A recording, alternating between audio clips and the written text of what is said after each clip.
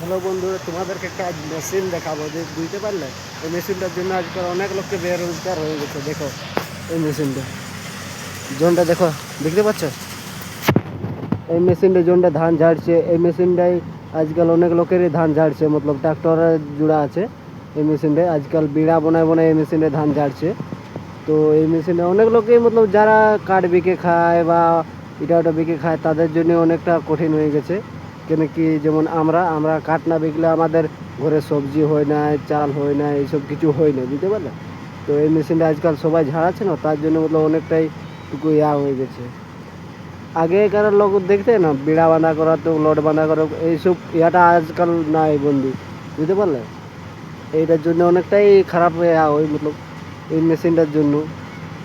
ছোটো মেশিন আগেকার ধান ঝাড়া করা তো কারো কেমন 2-4 পয়সা মতলব বেরায়, বুঝতে পারলে? ওইটার জন্য মতলব ঘরে চাল কিনতে পারে বা সবজি কিনতে পারে, এইসব বেরাতো। আজকাল এই মেশিনটার জন্য কিছু বেরায়নি, কেন কি মেশিনটা 1 ঘন্টার ভেতরেই যত বড় ধান থাকবে 1 ঘন্টার ভেতরেই ঝাড়ে সিরাই দেয়, বুঝতে পারলে?